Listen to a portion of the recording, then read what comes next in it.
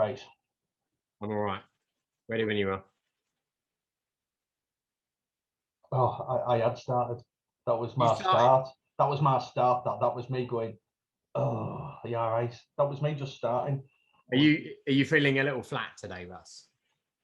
no, I'm feeling a semi-detached. Are you? Hey, a little I flat. thought, No, I mean, to be honest, I've been worried about something all week since the last podcast. And I need to get it off my chest. And I think in case we get a legal claim. So, Lisa and David Ellens, yeah. you introduced them as having a rubbish clearance company. Now, we need to clarify that it's actually a very good clearance company, but they clear rubbish. So it's not a rubbish clearance company. Yeah. It's a clearance company that clears rubbish. And, I've been really worried about it all week.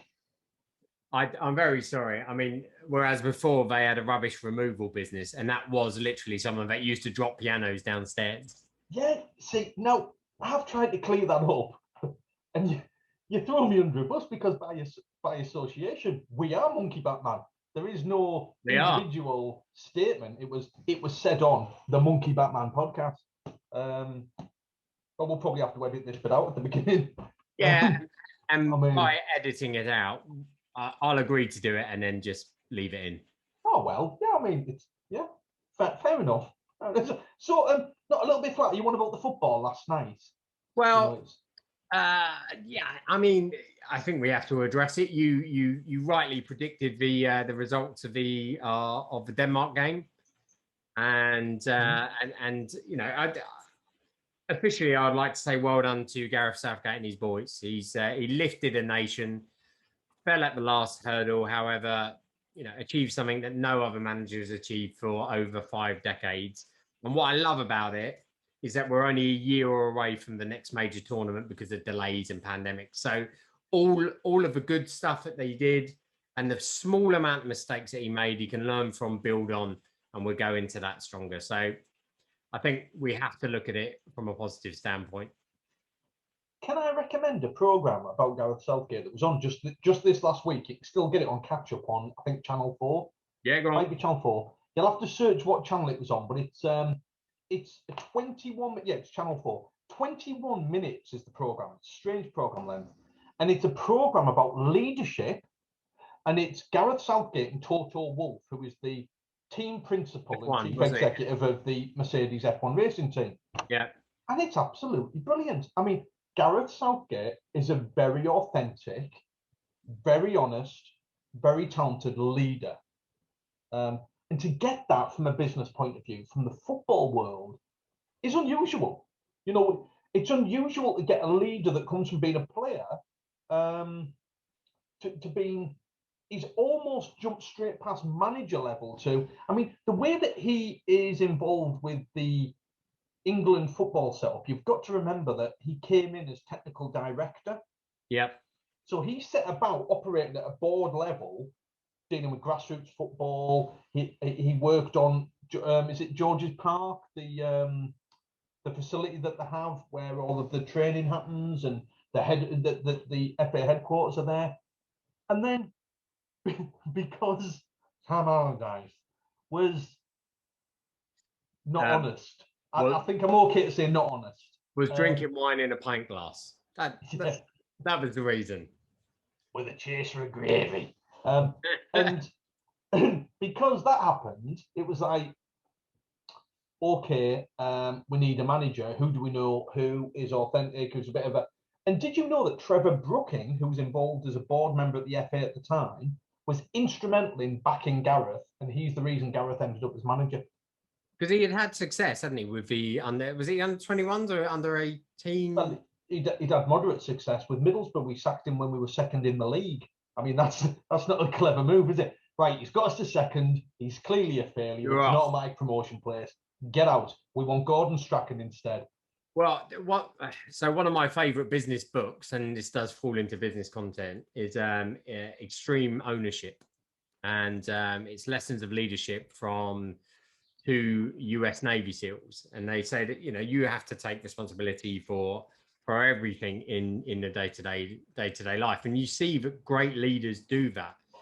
And this morning, some of the younger players, the guys that missed for penalties, have come under some hideous attacks, and it's been what's been lovely about it is the swift kind of reaction that everyone's taken from the home clubs of these fans right the way through to government.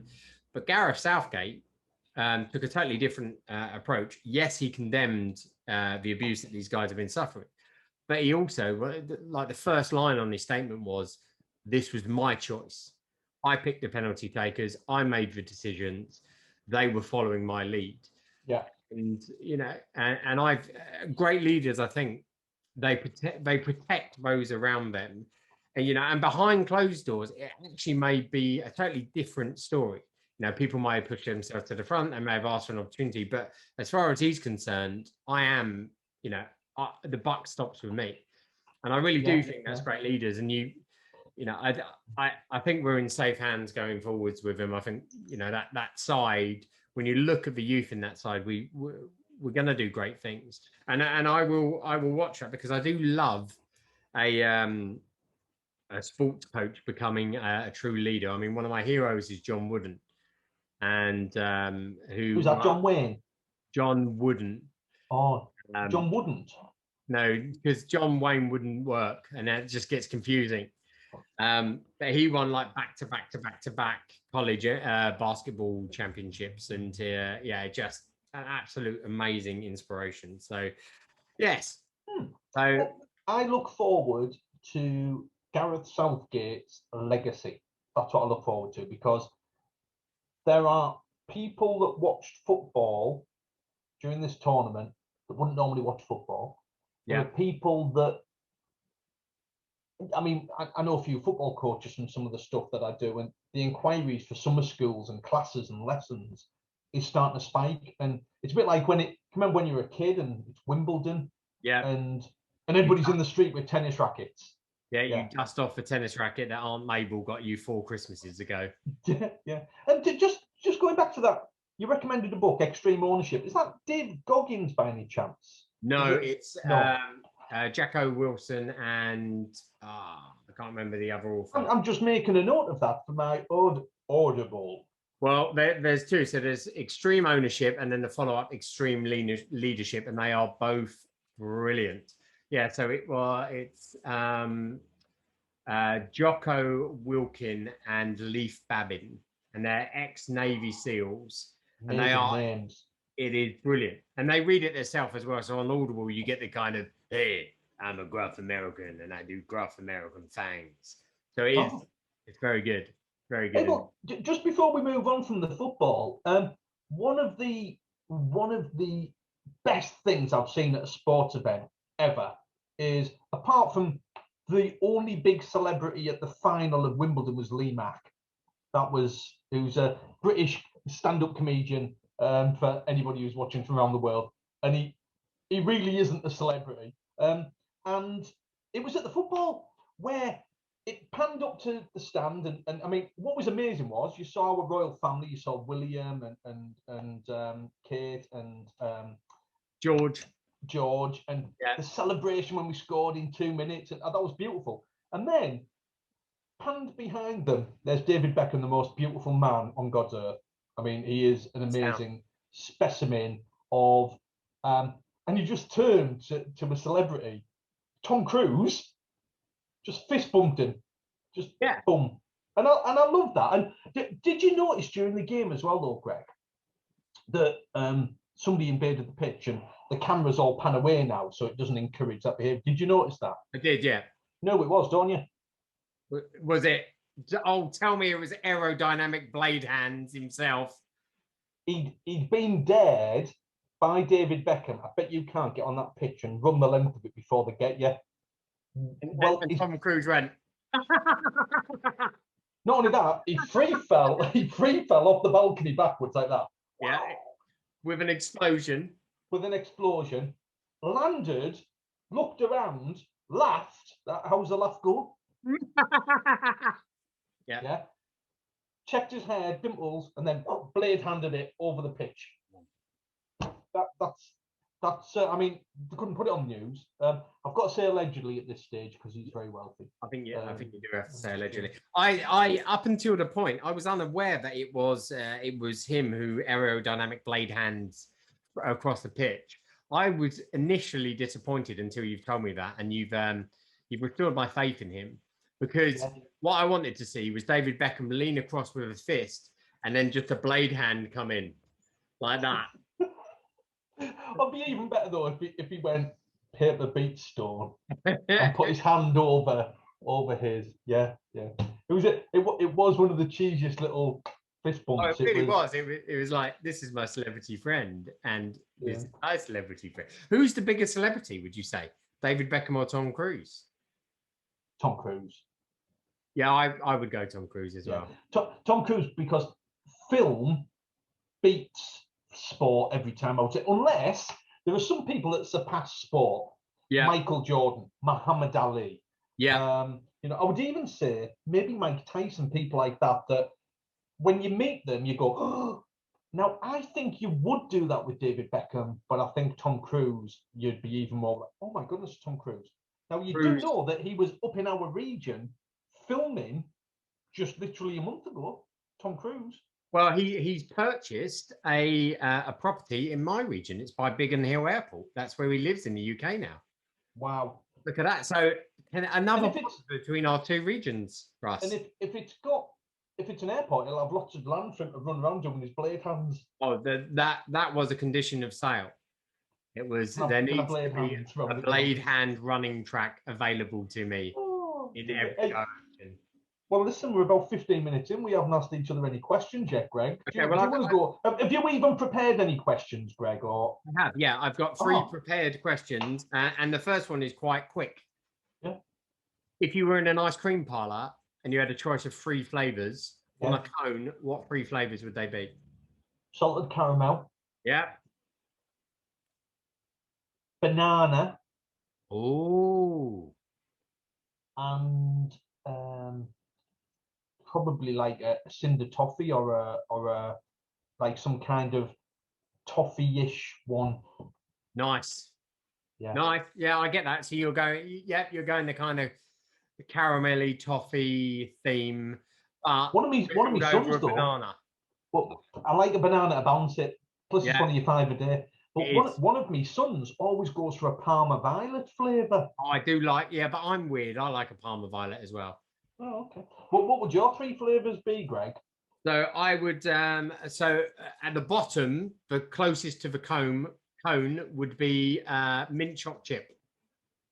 Yeah, you see, I would have gone for that, but it overpowers a lot of the other flavours, you see. Which is why in the middle, I would have whatever kind of caramel one they had. Normally a vanilla ice cream with a caramel ribbon running through. Yeah, we call that a ripple. Nice. Yeah. But on top, I would have the raspberry ripple. So my starter would be raspberry ripple. Then I'd go into the luxurious, heavier caramel, and I'd finish it like all good meals do with a chocolate-based mint product. Well, I don't think your taste buds would know what's going on with that. No, well, they very rarely do. So, what's your first question? So, all my questions are sport related because it's been a big week for sport with Wimbledon and with the Euros and of course Copa America with Argentina winning Copa America. Well done to my lucky likey Lionel Messi. Fat Messi here, Lionel. Well done. Question 1 for me is, if you could do any extreme sport, including all the sports in the X Sports series, what would you do?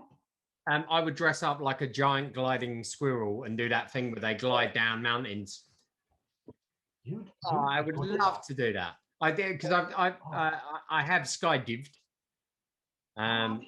So I've done skydiving, and so I love the experience of free fall, and I would like. I would love to have the confidence and the ability to do that, where they go down the side of a mountain and just amazing. And what about you? Tom Cruise does stuff like that, doesn't he? Well, he does it. He does that to go to the shops to get a bottle of milk. He does. What would I do? I'd go BMX, I think. Would you? I'd BMX. Would you have Spokey Dokies? Just the plastic clips off the bread. I'd just use them. to make it sound like a motorbike. Yeah. No lollipop stick for that. Right. Okay. Yeah. No, the BMXs are very good, aren't they? They're Yeah. clever. The knees are almost hitting the face. Yeah. But You need to yeah, put I your think I'd do handlebars BMX. up. That's what my dad always used to say to me. Put your handlebars up. I'm like, I need a bike first, Dad. Yeah. I think not the trick stuff though. The racing from the over and round and like that's what I'd do. I think. Yeah. Yeah. Like it. Very good. Okay, my next question. And the answer is not allowed to be Italy, but you are a British national. I am. If you were not a British national and you could pick another country to call your home, what country would it be and why? America, USA. Mine's the same. Yeah. But why is your region? What's the reason? Every time I've been to America, and when I say that, all I hear in my voice, in my head is, "Has Buses Russell go been to into America? Has Russell been to America?" Every time I've been, you get off the plane, you get out, and it just feels magical. I just get this sensation from the country, but I totally get that land of the free. Like anybody can achieve anything they want to. Yeah, I really like it, and I like that it feels abroad, but they speak the same language, which is really convenient. Yeah, it's so myself and my partner were Disney bonkers. So we've already discussed retiring to Florida at some point in our lives. And for me, though, I think they've got the mindset around entrepreneurialism 100% correct. Yeah, and they celebrate it. Yeah, they absolutely celebrate success. So one of the things that I try to personally combat is if I see someone who's bought a new car or someone who has worked really hard and they've got a really nice watch, I'll say, "Well done, mate. You've worked really hard for that." And I genuinely mean, bit patronizing. Well, no, but I genuinely mean it. But the kind of anecdotal story that I was told is in America, if you're an accountant and you buy yourself a Porsche, your client book will go up because people are like, he must be amazing at what he does. Whereas in the UK, if you do that, people you must be expensive, like exactly, which is that, and I hate that mindset. I'm like, we should celebrate success and all of the trappings that go with success. And America does do that better than I might be wrong, but better than I believe any country in the world. Well, I tell you what, mate, I'm with you on that one. America. I mean, thank you. It doesn't make very good podcast material, us just agreeing and lacing daisies in one another's hair. However, thanks, mate. Love you. Right, what's your second question? Right, I'm going to give you 4 choices. You've got to pick one of them. Are you ready? I'm ready. And I'm going to do it because I get your point that I sometimes think too long. I'm going to do it quickly. Yeah, you do. Like it's, and for somebody with the quickest humor and quickest response time to any, you could do one of those like whack-a-moles and like it'd never beat you. But then sometimes you'll go, and you think, right, so football, rugby, ice hockey, or basketball, you can pick one. Boom. When I say football, I mean soccer, none of that American nonsense. Okay, so is this to play, to watch, or to be the only sport ever again? Football, rugby, ice hockey, basketball. I'm not giving you any more than that, mate. You just got to pick one. Rugby. Rugby. Southern Shandy. Yeah. All right then. And you? Yeah, football because I'm from the north. Yeah. So, well, yours would be rugby league, wouldn't it? Only in the northwest. Right. And a little bit in Leeds. They have the Rhinos in Leeds. They do have the Rhinos. Yeah. So. Oh well. Yeah. Okay. So. Is there anything you didn't have cricket in there? Because it's rubbish. I wouldn't have picked it. It's just interesting you didn't have it in there. I would have preferred baseball in there to cricket, to be honest. But yeah, so to justify my decision with rugby, I actually get into the tournaments more with rugby. So I love the format of the Six Nations really appeals to me. So okay, cool. Right, my last one. You sat down with your family and you're like, nothing on telly. Yeah. What ball game do you break out? Oh. It depends. If it's just me and Jill, it'd be Scrabble every day. Yeah. If it's the kids, probably Monopoly. The Monopoly, I didn't know this, but Monopoly was banned in my house when I was growing up. And I had no idea until I was about 14 years old. And my mum's best mate bought my mum a Monopoly set. And I watched the colour drain from my dad's face. And my mum was like, oh, I love Monopoly. And then we sat down and my poor old mum, God bless her soul, who's no longer with us, turned into this kind of competitive evil. What do you mean you don't want to trade? What's the point of play? Oh my God. Yeah. And my dad just kind of sheepishly disappeared from it. Was unbelievable. It does change people, doesn't it? It really does. Changes people. Like, and we have the Middlesbrough edition of Monopoly. Right. Yeah, we have the Middlesbrough edition. And we have quite a we have one competitive son, one placid son. The placid son turns into Satan when he's playing Monopoly. Yeah. So we all have to go a little bit gentle, otherwise the table goes over. But yeah, it'd probably be Monopoly. But the thing is, it's quite a redundant question because you just go to your computer if the TV's broke, or you just go on your phone, or you just go on a device, or I think there's still a place for board games. I think it really does. It really does. I mean, I love so I love a trivia based board game. So we like Trivia Pursuit. Yeah, I love a Trivial Pursuit. Or there's a number around like based around Best of British and what logo is this and or what TV show is this and I just love it. But I'm a huge pub quiz fan, so that kind of stuff really appeals to me. So what would yours be then? So with family, it would probably be a Trivial Pursuit. With friends, can I guess this one? Is it Cards Against Humanity? No. Oh. So I do love Cards Against Humanity because of just because I think it really does show the true nature of people. Do you not think though, with Cards Against Humanity, it's all giggly and everyone likes it until you get a really dark one and you're like, oh, that's changed the tone. Yeah, it really is, and it's normally the most unexpected person that plays it. You know, the one who's like the cuddly uncle for the group suddenly slaps down the card, which basically is like death to everyone in the world. But I used to love a game of Risk. It was a game that went on for hours, you know, the one with a map and it was a good, I think for me, it's like the modern version of a long card game. It's really good, really enjoyable. So what's your last question, Russ? Oh, that was, and you know, we're learning so much about each other with these questions and finding out that we're quite similar in lots of respects, apart from rugby and football. But, you know, okay, now this question is very serious, right? And you've got to imagine that Snickers are still called marathons, right? Okay. Would you rather run a marathon? Wait, what? What do you mean they're not called marathon? As long as I can still get Jif, I'll be happy. Oh, you can get Jif, and you can get Oil of Ulay.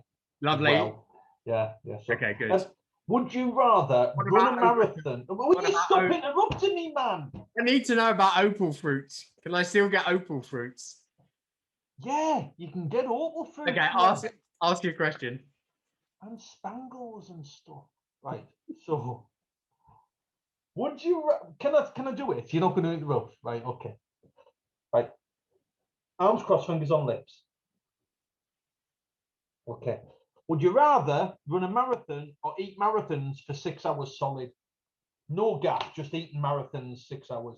Would you rather run a marathon, including all the training, everything that goes into it, or eat marathons for 6 hours solid? I'd rather run a marathon. Yeah, I would. because it sounds, oh, that'd be good fun. Have you seen the Jaffa Cake Challenge? No, enlighten me about the Jaffa Cake Challenge. The Jaffa Cake Challenge is something like you've got to have 72 Jaffa cakes in like 6 minutes or something. Yeah, but you go, oh, that sounds easy. Apparently, it's really not. It's really not. But they're very dry, aren't they? So like That's the thing. even the wet No. component, which is it's jelly, so that gives you no moisture. It's a bit like a trying to eat a cracker, isn't it? There's a challenge about that, and then have you seen the cinnamon one with a big teaspoon of cinnamon? Yeah, but that looks a bit dangerous. That It really is. Yeah, you should never do that with flour because it can actually bulk up. clog up, can you? It can clog you up. Yeah, Yeah. but no, Well. no, definitely run a marathon. I Well, mean, I would probably like to eat marathons after I'd run a marathon, but you've got to run the marathon first. Well, can we get serious for a little bit? oh, You ready? business news. Okay, right. So today on business news, the Rothmere family are taking the Daily Mail private in an £810 million bid. Right, couple of questions here, right? The Daily Mail, it's a bit Marmite, isn't it? You know, it's one of those papers where you either hate it or you're a racist. There's no middle ground, is there? It's really not. Yeah. No. Yeah. So allegedly, of course. Yeah, allegedly. So £810 million value on the brand and the product of the Daily Mail, and the Rothmere family believe that it has that value and are bidding for it. I mean, that's not far off £1 billion for one newspaper. Now, it's the group, but it's effectively that brand. Well, I don't think we've discussed this, but about that. But I mentioned it on last week's thing. I used to work on a magazine called Fire Magazine. That was part of the Daily Mail group. So it was DMG Business Media. So actually, the titles might be a lot more than I'm giving them credit for. But their biggest sector was the antiques and collectors fairs, because they used to do business to business publications, directories, and they would do exhibitions as well. And like the big antique fairs from around the world and auctions was where the majority of, certainly in the B2B arm of their wealth was held. So I was going to ask, is it just the paper or is it's everything? It's the group. Yeah, I can see that value. I mean, I don't know. I haven't worked in it for over 20 years, so I don't know how printed media has been affected by new technologies and stuff like that. But I'm assuming that they had to innovate like others did, and they've now got online publications and directories and websites. So yeah, but by Take It Private, so it's a PLC now, is it? And they're trying to buy it back off. Yeah, because they're trying to take it private. So I'm guessing that it is a traded company. Yeah. Okay, wow. Well, that's the first bit of news. Second bit of news. Are you ready? I'm ready. Richard Branson takes to space with his space flight module passenger plane. So he's finally done it. The Wenks, I don't know if you saw it on the news. They were up in space. Really surprised. I didn't realize he was that close. I was even more surprised at the weird shot of the pilots and the free cabin crew kind of lounging around. That was weird. I was disappointed. Right. Well, I'm underwhelmed. So why were you disappointed? Well, I'm underwhelmed because the idea of space tourism is that it's, that you're strapped in, but it's a little bit luxurious, and you're going up and maybe they serve you space-based products, like popping candy and stuff like that. Candy, or you remember those sweets you used to get, which were like silver little balls. Oh, the balls that you decorate cakes with. Yeah, so maybe things like that. However, all of the pictures, and I get that it was the first flight, all of the pictures were basically a GoPro of his face like that. And I'm like, I was really underwhelmed. I thought it was going to be a technology accessible to all, and it just seems like what millionaires have been doing for ages, which is strapping themselves to a Russian rocket and hoping for the best. Yeah, well, I'm underwhelmed for I think the same reason as you, and that is this is never going to be accessible. This is in our lifetime, it's certainly not going to be accessible. You know, you and I couldn't go, oh yeah, we'll go there because we'd probably never spend the tens and tens and tens, hundreds of thousands of pounds on doing it. So it is definitely a multi-millionaire and billionaires thing to do, which led me to think, so, you know, it was a bit so. It's not like, oh my goodness, somebody's gone to space and they've taken the general public with them. We've been going to space for decades. Yeah. Like every week there are rockets flying off up to space. And so I was a bit disappointed by that news story. But the last one's controversial. Are you ready? The only thing I would say about that is if we've got any chance of making it affordable, it does need to be in private hands. So they will, because it's in private hands, they'll find a way of monetizing it to the general public. And I saw a great stat the other day, which was, and I've just looked it up now, which there was only a gap of 66 years from when the Wright brothers did the very first powered flight to when we landed on the moon. Now that sounds just crazy ridiculous. So if there's ever an opportunity for that kind of flight to be commercially viable in our lifetime, the fact that it's in private hands, I think, gives us a chance. But I get the underwhelmed aspect of it. Have you realised how deep what you just said is, Greg? I mean, you're talking it's about exactly the same length of time, give or take a few years, from the Wright brothers flying for the first time, yeah, to go to the moon or into space, to now. So actually, the great leap forward was from the Wright brothers to get up into space. But it was the Wright brothers that it was private enterprise that got us flying, and it was private enterprise all the way through. And it's only when we give it to government organisations with red tape and accountability to the shareholders, as in the people, that things tend to slow down. There's a brilliant photographer in my region that does all of the photography for the British Space Agency, and he did a timeline of where we would be if the US hadn't cut funding in the 80s to the space program. And we would have been on a manned Mars mission in the mid-90s if funding hadn't been diverted. So that's a kind of timeline you can look at for private enterprise, because they're going to be strapping satellites and dropping off payloads whilst they're up there. So it makes commercial sense for them to do it. I'll tell you what, I can't help but think when you say British Space Agency, I have this image of Sean Bean going, hey up lads, let's get up into space, busted. Just like with a hand pump and one of those bottles. What do you mean? What do you mean you're not getting up? Go higher, you bastard. Yeah. Oh. Anyway, final news story. Final. Business news. You do it better than me. I did it like a cinema. I apologise. Never and Dean when you do it. I know, never allow me to do it again. I'm mixing my metaphors.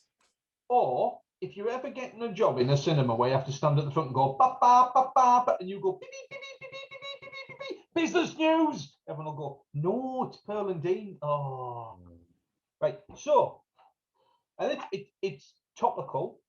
Co-op, Lidl, and Tesco Extra all changed their opening times yesterday and today to accommodate staff wanting to watch the European Cup final. How do you feel about that, Greg? What do you think? That was a good thing to do? Do you think it was a bit of a daft thing to do? It was a gimmick. Was it good for morale? What do you think? So I saw the social media post from Tesco's. I didn't realise that. Sorry, who did you say? Aldi and Lidl had done it as well. No, Co-op and Lidl. Co-op and Lidl. So I'm kind of it's a nice message to put out there that we're allowing our staff to do that. However, if they had said we're allowing our staff time off and we're still paying them, because of course you've got people there who are on minimum wage, 0-hour contracts maybe, or low-hour contracts, who may not enjoy football, and that may be their only source of income. Now, were they given the choice not to come in, or were they told not to come in? I don't know. I don't know, and this is where you have to dig a little bit deeper. What I'll do is, bear with me 1 second. I'm just okay, because I'm just no. Hang on. Go on. Hello, is that Evan Davies? Evan, do us a favour, mate. Yeah. Well, tell Steph to get on the back of the scooter as well. Right. Yeah. So what I'd like you to do is I'd like you to just head off round Co-op. Could you visit everyone in the country, every Co-op, every Lidl, every Tesco Extra, right? Yeah, I know that's a lot. Yeah. Is he doing a rich list still? Is that what the problem is? He's arguing because he started next year's rich list. What about a coffee? Has he put the coffee on? Oh, he's swearing down the phone. Put the coffee on. I'm not telling you what he's just called you. I'll phone you back, Evan, but get ready and I'll Tell Steph I love her. Oh, he didn't like that. Okay. Well, look, I might be taking this a bit personally because I ran out of gravy last night during the cup final. I was having my wine goblet of gravy as a recommendation from you. I went onion gravy this time rather than chicken. Nice. You know, full of bodies, 1 of your 5 a day. And I ran out of granules and I went to the co-op and it was shut. So maybe I'm taking it a bit personally. I think you are. Yeah. I think you are. Well, wouldn't happen in a northern household because we always have piles of gravy granules kicking about. So you have the EU gravy mountain in your neck of the woods, don't you? I do. Anyway, I'm going to get flippant again. Are you ready? I'm ready. Famous business person. You got to guess who it is. Are you ready? I'm ready. Right. Yes or no? Go for it. You know the rules of engagement. It's a bit like in University Challenge where he goes, well, we all know the rules by now. Oh, wow. Okay, no intro. Okay. Is it James Dyson? No, I thought we'd got out of this. No, it's not James Dyson, but that's one of your questions. Okay. So, are they British? No. Are they American? Yes. Have they had political aspirations? No. Are they from the manufacturing industry? No. How many questions have I got? Is that all of them? I'm just going to keep going for a little bit. I'll give you a few more. You're narrowing it down quite nicely. Are they from the media industry? Yes, they are, Greg Davies. And this is where my my business person knowledge. I'm trying to think of the CEO of Disney right now. It was that Iger bloke, wasn't it? But it's not anymore. Anyway, it's one of the most famous people in the world, recognized as one of the richest people in the world as well. Is it Eisenberg? What, off Breaking Bad? Is that a nice name? No, it's not. No. Is it? Who's the founder of? Is it the founder of Facebook? Oh, that was Zuckerberg. Zuckerberg. No. Okay, go on. No. You're gonna have to tell me who it is. Oprah Winfrey. Oh wow. Okay. Good one. Very good. I think Russ wins that one. I think you've definitely won that one. You're coming up with some great ones. I'm going to have to up my game. I'm going to have to go on and research the best way to win of 5 questions. Well, what made you think of Oprah? Was it because Tom Cruise jumped on her sofa? Or was it because she gave away a load of cars and no one can remember the car? It's just I did some research and I thought she'd be a good one to do. I didn't think you'd get it based upon the fact that you didn't get Walt Disney last time. So I can't. I cannot believe. So it's interesting because I totally agree that she is. You know, she's an amazing business person. However, when my mind goes to business people, I think of people like, you know, the Trump and the Dyson and the. So Disney really got me, and the Ellams messaged me while she was listening to the podcast, and I can't believe you didn't get it. And for me, it's because they transcend business. They've added so much more, and that's my excuse that I'm going to continue to stick with. Carry on. Well, we've got 3 things left, and we've got about 13-14 minutes, I think. Okay. So we've got. Are you ready? I'm ready. I've kept the best for last. I've got a new feature called Businesses That Are Best of Class. It's quite a serious feature. It's just these businesses stand out and it's sometimes not for the reason that you would think. So it's not even the sector that they're in. I've got Russ's business idea. Okay. Is it better than Knuckle Dusters last week? Oh, this is a belter. You'll love it. Okay. All right. Good. Good. And I've got business names. What happened to Who'd Win in the Fight? Where's that gone? I'm giving it a rest this week. Give it a rest until we have at least 20 people beg for it to come back. I'll do that. Yeah. Okay. Let's start with your new feature. I think you're crazy. You're crazy. Look at the fear and the craziness in his eyes, crazy man. Oh, yeah. If you're on the podcast, I did a crazy face. You really did, Richard. And I'm now slightly attracted to Russ, more so than I was before. Oh. Do you know what I based that face on? That kind of. Do you know the film Notting Hill? Are you going to say Spiky from Notting Hill? Spiky! How good is he in that? When he goes out the front door and all the photographers are there, and he's just like, yeah, I'm okay with this. He's absolutely brilliant. So I'm gonna have to elaborate because that's why people love this podcast. We were having a conversation about Notting Hill over the weekend, and not me and you, not me and you, no. And for me, Hugh Grant's best comic turn was not Notting Hill; it was Mickey Blue Eyes. Mickey Blue Eyes, yes, yeah. Well, yeah. James can't let the film down, but yeah. But go on, continue. Tell me, fair enough. Tell me your top of class. Okay, so this is a company that I think they're top of class, not for they're in the technology sector, very much in the technology sector, but I don't want to put them top of the class for what they've achieved in the technology sector. They are one of the biggest companies in the world. Okay. I want to put them at top of the class for marketing and design. Can you guess which company it is? Is it Apple? It's Apple, because they transcend, and what I love about them is that marketing on the purest form, and I don't mean because they didn't go to the market and say, what do you want? Because they took the view that the market don't necessarily know what they want.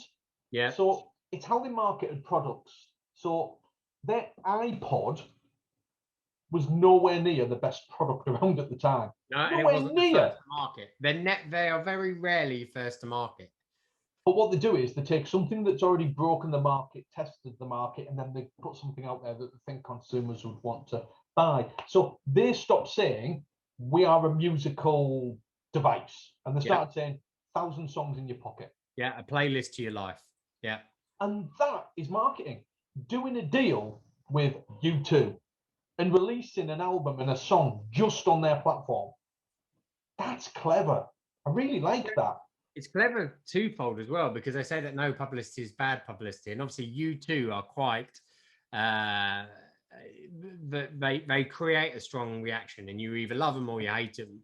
And there were a few people that were very vocal about, oh, this has come preloaded on my iPod. I don't want this. However, it was all over the news. So all you saw was Apple, iPod, U2. And it's like, you cannot pay for that kind of stuff.